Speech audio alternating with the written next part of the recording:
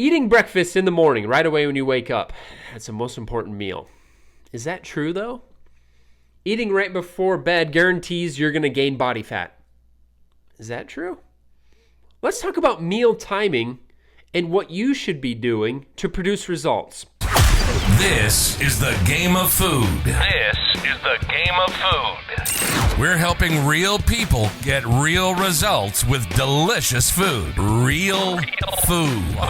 Live from Spencer's home studio, podcasting to the world. This is Game of Food. And here's your host, Spencer Frederick. Meal timing. What time should you be having your meals? What is best for results? And the answer is, I want you to pick the option that is best for you. And there are some different options that I'm going to cover. So what I am going to cover is, a number of different meal timing options that you can do. I'm going to cover what the best one is. There is a best one. There is an optimal one. But not all of you should pick that one. So I don't want you to go through this episode and just pick the one that I say is optimal because I say optimal.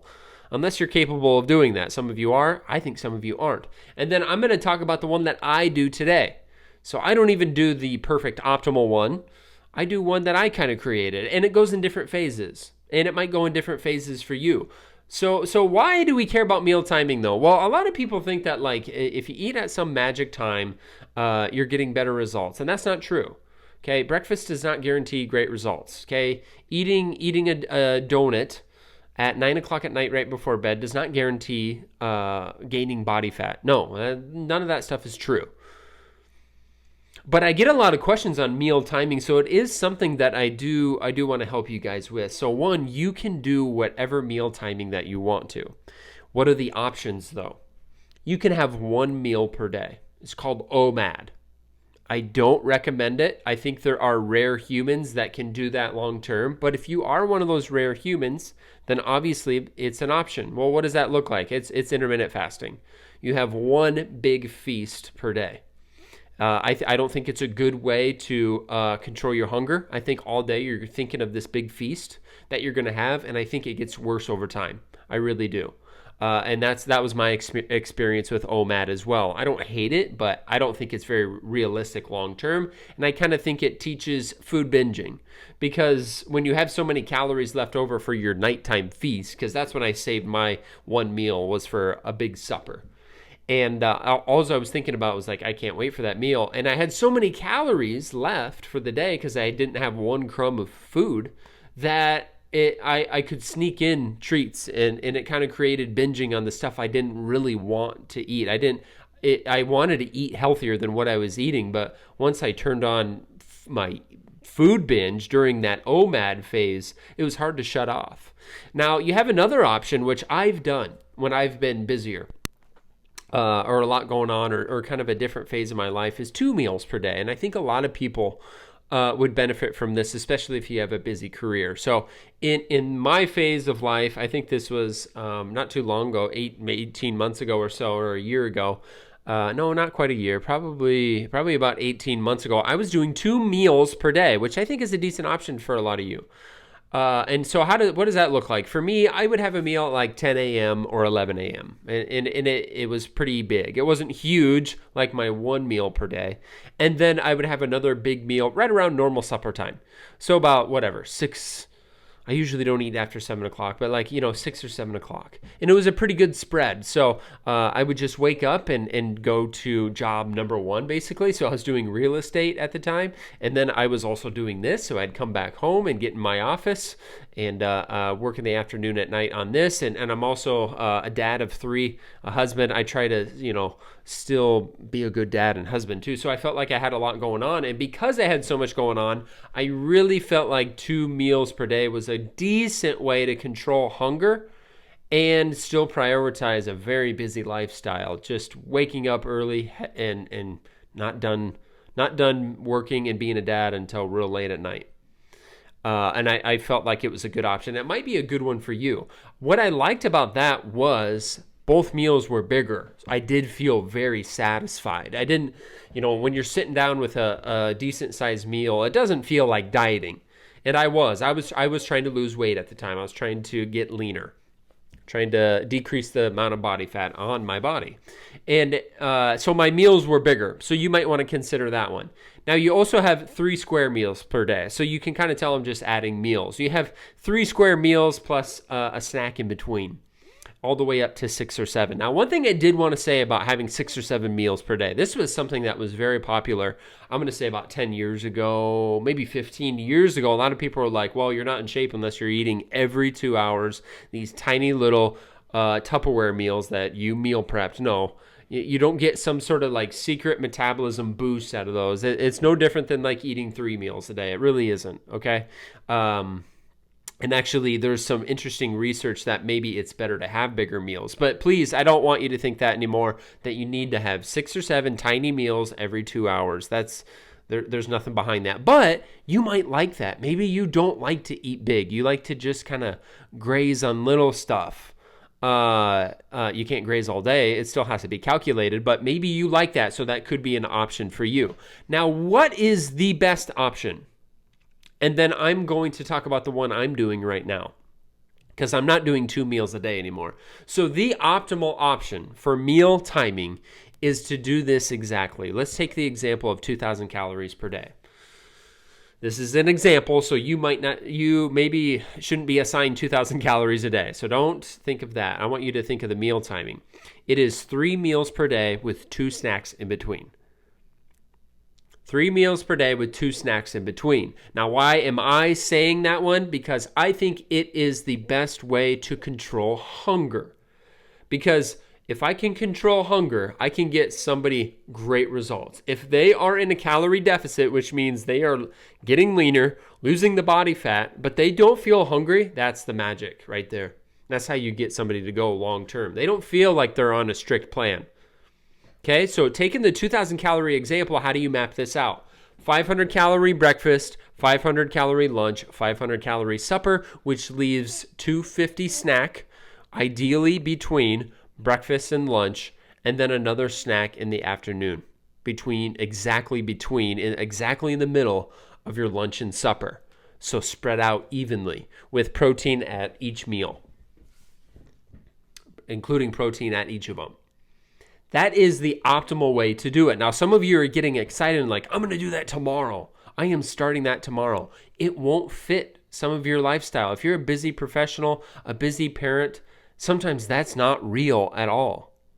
I have a lot of people that, they work construction, or right now, people are in the field. Farmers are in planting season. They have harvest season. Everybody has a busy season, and so that's not ideal, because they get so busy they don't even think of food. They're not gonna stop their work or get up from their cubicle and go prepare this meal when they got numbers to crunch and deadlines to meet, and if you're a farmer, crops to harvest.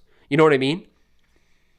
And some of you would benefit from eating a little bit bigger at certain meals. So that is keeping it fairly light at each meal. Like, you can eat more. That's what you feel like when you spread it out like that, is you're like, I could eat more. You think that every single meal, but it is the best way to get results. It is the best way to control hunger.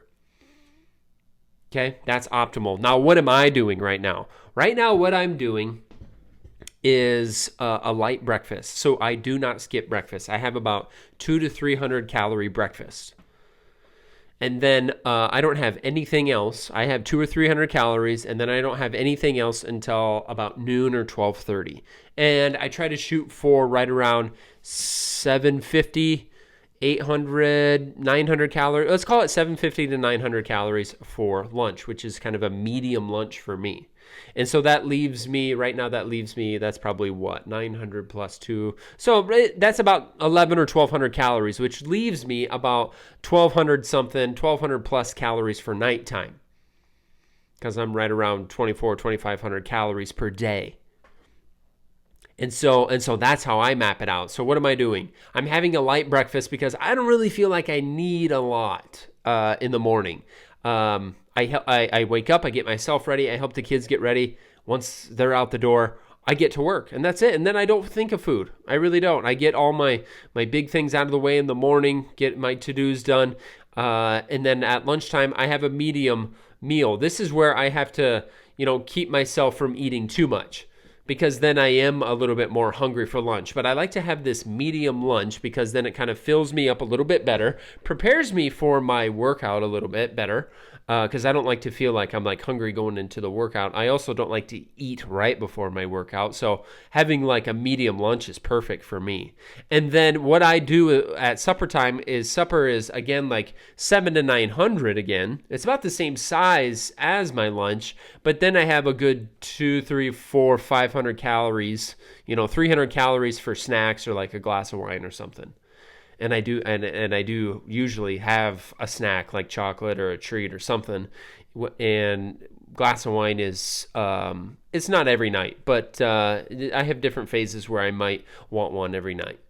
And so that's how I map mine out. And I try not to have snacks in between, even though I think I should. I really prioritize these later meals that are a bit bigger. That's what I like, especially at nighttime. I like to eat a bigger supper. I like to feel like I can have what I want to have. It's definitely a mental thing. Like I want a treat and I want an alcoholic drink and give me some potatoes with that too, But that's just me. And so I want you to kind of create your own too. You might like one meal a day, some of you. I don't recommend it, but you might. 2 might be perfect for some of you that are in a busy phase right now. When I was eating 2 meals a day, I was waking up and going to real estate, doing my real estate flip, and then I had to kind of race home. Oh man, it was such a busy part of my life. I had to race home, and I was working on S7. It was when I was first starting S7 Wellness, and then also, with doing projects at home and doing a house flip, I just felt like I was always at the hardware store, picking up stuff, always on the phone with people that were working on my house and stuff like that. And then I was really focused on not letting that phase in life, turn me into a bad dad or husband. So I was still doing that stuff. So if you connect with that story that I just told, maybe 2 meals, and I was not snacking in between, maybe 2 meals is ideal right now. But you should make it your own. The person that does the best with meal timing is the person that makes it their own, and it matches their phase in life. So even though optimal is spreading the meals out evenly, I don't do that because I don't want to right now. I don't think it fits my cravings right now. I don't think it matches my life. So come up with yours. I like to see, when I work with clients, come up with the way they want to eat so that they feel like they can have a bigger meal if they save for it. Or maybe they don't like bigger meals. They really make it their own. That's what nutrition should be. Full of foods that your taste buds enjoy. If you don't like the foods you're eating in a nutrition plan, you're going to quit. Eventually, you are. Same with meal timing and meal size. If you're eating this weird meal size and it doesn't fit you or your life, you're probably going to quit and get back to the way you were. So don't get too tied up with what time. Get in a cadence that works with your life and routine. Breakfast is not the most important meal. You're not going to gain body fat just by eating late at night. Find the times that work for you and keep practicing. This does take practice. I did not know that I preferred like a light breakfast and a bigger supper, but I noticed that when I was calorie tracking, and calorie tracking taught me this, and it'll teach you guys this too if you do calorie tracking. It'll teach you like where you like to have more meal or more calories. And I was like, oh man, I really feel deprived at night with only 500 calories or 400, whatever. I'm going to try to save for more. And then I really liked it. So that's what you need to do is test and practice, and you'll find the right meal timing and meal size for you. I hope this helps. Spencer, signing off.